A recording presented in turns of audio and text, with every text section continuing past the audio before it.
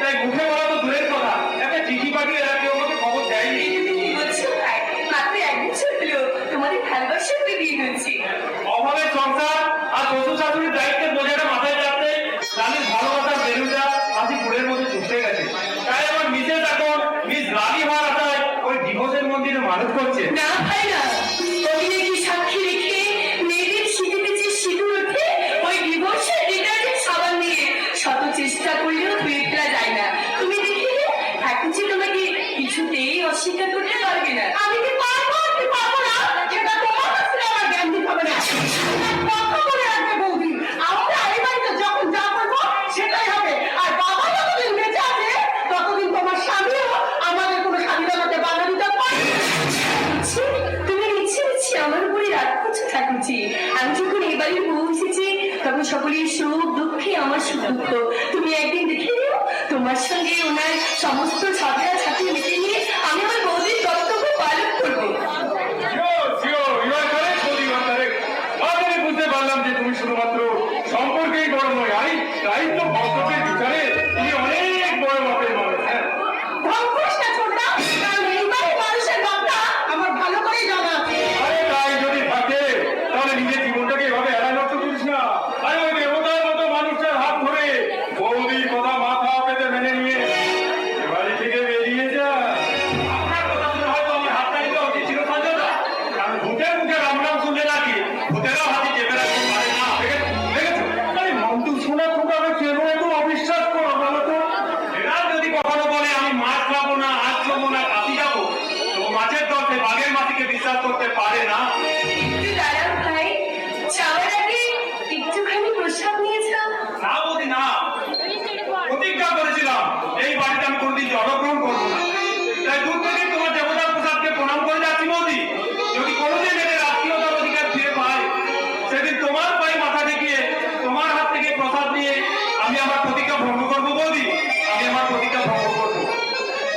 ঠিক আছে ঠিক আছে বৌদি। আরে এরকম একটা হিরের টুকরো ছেলেকে নিজের আঁচলে বেঁধে না রেখে লালটাকে কি করলো? আরে করলোটা কি? পথে তুলে ফেলে রাখলো। বলি বলি তুমি যদি ওদের চা ভাত আমার এক করে দিতে পারো তাহলে আমার বুকের বোঝাটা একটু হলেও তো হালকা হয় না? ভাই, আমি যখন এই বাড়িতে মুখ এসেছি সকলের দুঃখ কষ্টকে মাথায় তুলে নিয়ে আমি সংসারের প্রত্যেকটা মানুষের মুখে হাসি আমি চেক ফুটিয়ে তুলবো। বাহ, তোমার এই মহৎ প্রচেষ্টায় আমি সব সময় তোমার পাশে আছি। দাও দাও আমার প্রসাদ দাও আর তোমার কাছে দীক্ষা নিয়ে শুরু হোক।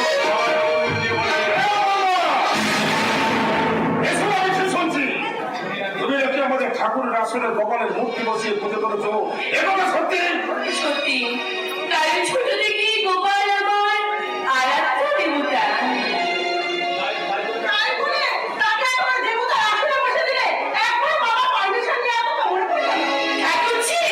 দেবতা কারোর বাড়িতে যাওয়ার আগে কোনো অনুমতি দেন না। দেবতার দয়া হলে তবেই তিনি কারোর বাড়িতে যান। জয় শিব শম্ভু, তুমি কোন সহজে ভগবানের মূর্তি প্রতিষ্ঠা করলে? তুমি জানো না এবারে সবাই শক্তি মন্ত্রে দীক্ষিত। এবার কৃষ্ণের পুজো কোনোদিন সব ঠাকুরই সমান, যে কৃষ্ণ সেই কালী, ভগবান একই রূপে মানুষের বিরাজ করছে। মানুষ যে মূর্তি দেখতে ভালোবাসে তার মূর্তি বানিয়ে পুজো করে। এই হচ্ছে আসল ভক্তির কথা। আরে তাই তো ঠাকুর বলেছে ভক্তের হৃদয়েই ভগবানের বৈঠক। সঙ্গে কোন ভক্তের সম্পর্ক নেই। আরে বাড়ি বসে ও পিছনে বসে দিল কোথায় যাবে? অগ্নি সাক্ষী রেখে গত্যান্তর হয়ে আমি যখন এ বাড়িতে এসেছি তখন এ বাড়িটির সমস্ত অধিকারে আমি অংশীদার হয়ে গেছি। জয় শিব শম্ভু, তুমি আমাকে অধিকার দিচ্ছ না বাবা। আমি এই বাড়ির কর্তা।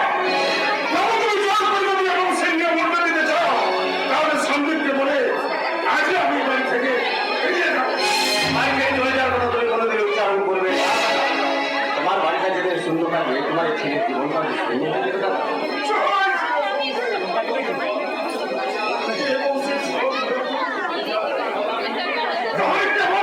চোখ বলে বাড়ির সব নিয়ম কানুনের মালিক হচ্ছে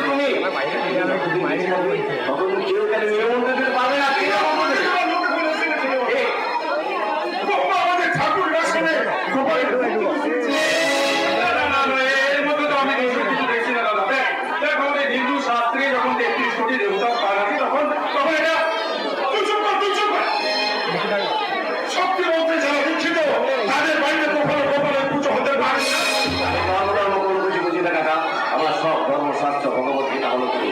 তাই তোমার চোখে এখানে গোপালের পুজোতে আপত্তি আছে, সেখানে কেবল ছিল গোপালের পুজো হবে না। কোনো কিন্তু না। বন্ধ করতে হবে, এটা আমার আদেশ দেবে।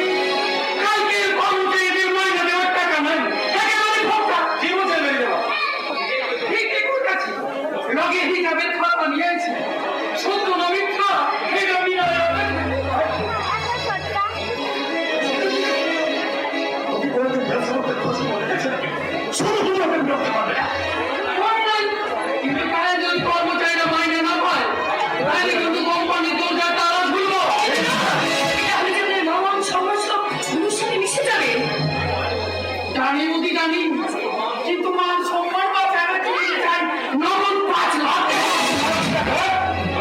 কি বলছেন আপনি? আরে 5 লাখ টাকা? 5 লাখ টাকা আমি ছুটে কোথায় পাবো? এই দাদা, দাদার কাছে এক কাজ করো, তুমি ওই কোম্পানিটাকে সত্যি ভাই করো। নিজের হাতে যে কোম্পানিটা তৈরি করে দেয়, আমার 5 লাখ টাকা দেবে।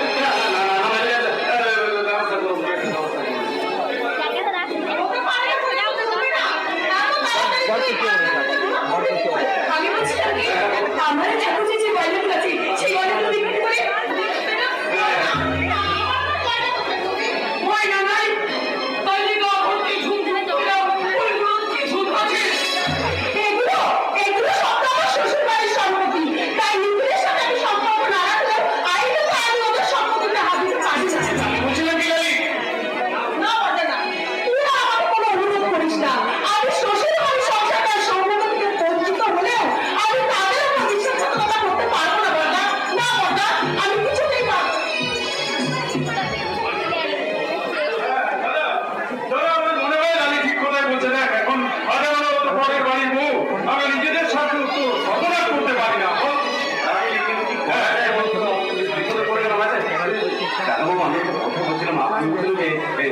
আপনার 10 লাখ টাকা ফিক্সড ডিপোজিট করেছে, তার থেকে যদি আপনি কিছু টাকা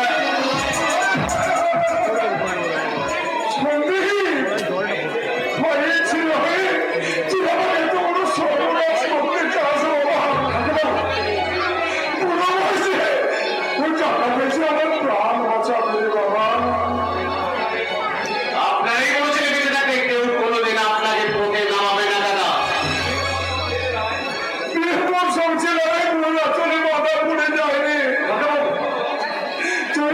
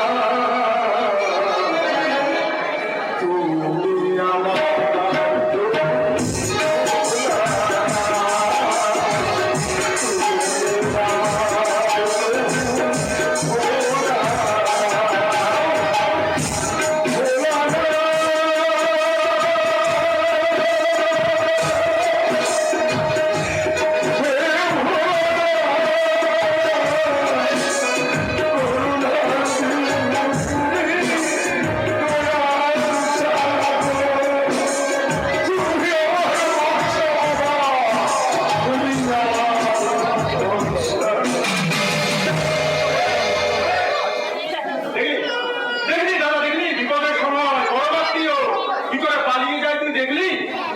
আর তবে তুই কিন্তু কোনো চিন্তা করিস না, দেখ এরকম একটা পরিস্থিতি হতে পারে এটা জেনে আমি আগে থেকেই ওই রাজ ফিনান্স কোম্পানির সাথে ফোনে কথা বলে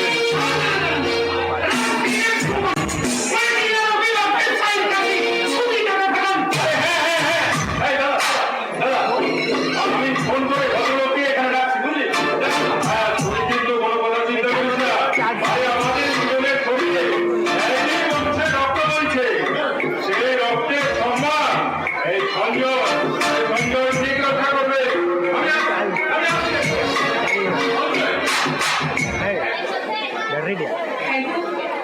এবার কি হবে? আমি বলছি কি পেটের বাবুর হয় আমার রান্নাগুলো নিয়ে যাক। না বৌদি না, অত কাছে গোলা হইল না।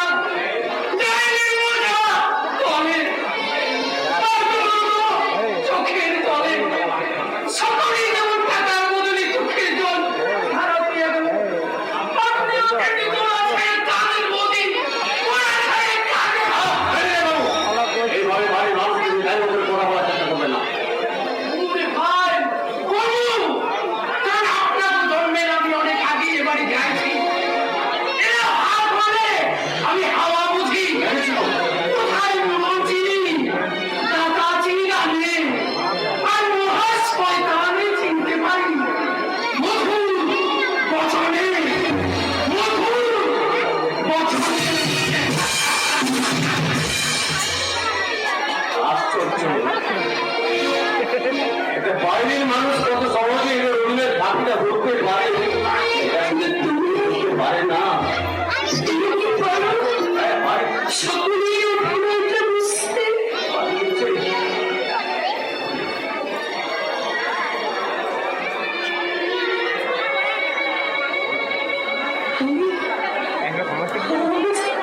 তোমাকে নিয়ে অনেক স্বপ্ন দেখি গো। কেন সব সময় তুমি আমাকে দূরে দূরে সরিয়ে রাখতে চাও? রোজ সন্ধ্যেবেলায় বেরো, রাত করে অজ্ঞান হয়ে তবে বাড়ি ফেরো। তুমি এটাই আমার জীবন দিচ্ছ। আমার মা বাবা মারা যাবার পর থেকে ওই কাকাবাবু আমার মুখে মনের বোতল তুলে দিয়েছে। ওই সূর্য পাচল সব কিছু থাকতো, একটু ভালোবাসার জন্য এই পথে খুলে বেড়ায়। তাই তো বাইকের গান আর মদের নেশায় আমার একমাত্র আশ্রয় দিচ্ছে। কেন? তোমার স্ত্রী তোমার একমাত্র আশ্রয় দিতে পারে না কেন? আমি তো গামছানো কখনো তো শিকার নিতে পারি তুমি শোনার চেষ্টা তুমি করনি। আমার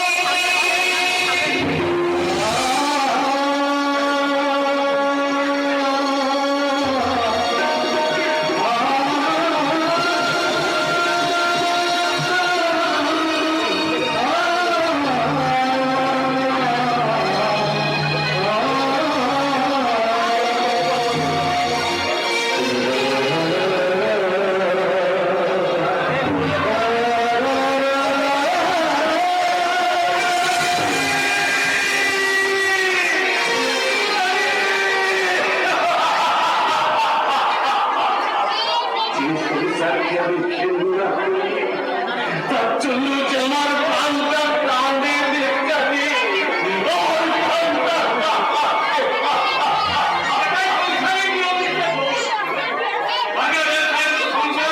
মানুষকে দুঃখ তো ভালোবাসা জানি বাজিয়ে আমি সঙ্গে কথা শুনবি যখন আমাদের আপনাকে বলতে পারতেন না আপনার অফিস করে দিলাম সমান হয়ে আমি আপনার সঙ্গে আলাপ করার সুযোগ করছি আপনি শিক্ষিত বুদ্ধিমান মানুষ সবাই আমাকে ঠিক করতে পারেন আপনি নিশ্চয় জানেন যে প্রয়োজন না জানি সুযোগ নেই আমি ওই চেক লিখে দিয়েছি মানুষকে সত্যি সত্যি জরুরি মানুষকে কিনতে পারে মা বাবা ভাই বোন স্বামী স্ত্রী সম্পর্কে তিনি যদি কথা দিলেন চিন্তা করবেন না মিস্টার রায় আজ থেকে ঠিক 3 মাসের মাথায় আপনি টাকাটা ফেরত পেয়ে যাবেন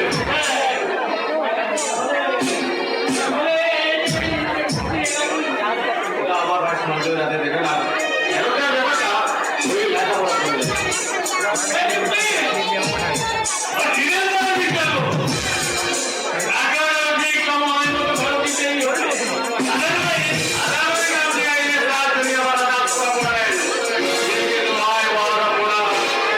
মনে রাখবেন সন্ধে বসন্তে কথা খেলা করে না আপনি তো